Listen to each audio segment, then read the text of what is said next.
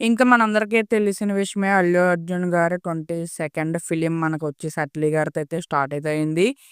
ఇంకా ఈ మూవీ వచ్చేసి మనకి మెల్లగా అయితే మనకైతే షూటింగ్ అయితే జరుగుతుందనమాట. ఇంకా ఇదే కాకుండా మనకొచ్చేసి హీరోయిన్‌గా 'దీపిక పడుకోనెని' కూడా తీసుకున్నారు.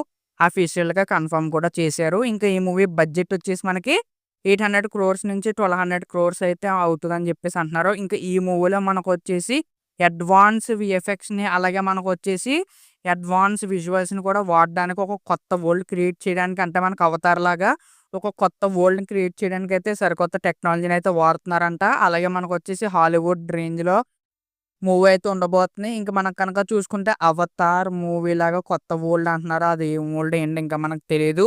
ఇంకా అలాగే మన తెలుగులో భారీ బడ్జెట్ అలాగే మన తెలుగు మూవీస్ అన్నీ కూడా ఒక రేంజ్‌కి అయితే ఎళ్తున్నాయి.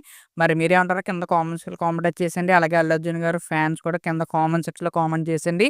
అలాగే అందరూ కూడా మన ఛానెల్ సబ్స్క్రైబ్ చేసుకొని పక్కన ఉన్న బెల్ నోటిఫికేషన్ ఆన్ పెట్టేసుకోండి. చూద్దాం మరి ఆ కొత్త వరల్డ్ ఏంటో అన్నది ఇంకా మనకు అప్డేట్స్ వస్తూ ఉంటాయి. అలాగే మన ఛానెల్ సబ్స్క్రైబ్ చేసుకొని పక్కన బెల్ నోటిఫికేషన్ అయితే మర్చిపోకుండా ఆన్‌లో పెట్టుకోండి. మీకు మంచి మంచి అప్డేట్స్ వస్తాయి. ఓకే. Bye friends. మనమైతే మళ్ళీ నెక్స్ట్ వీడియోలో కలుద్దాం. ఓకే. Bye friends.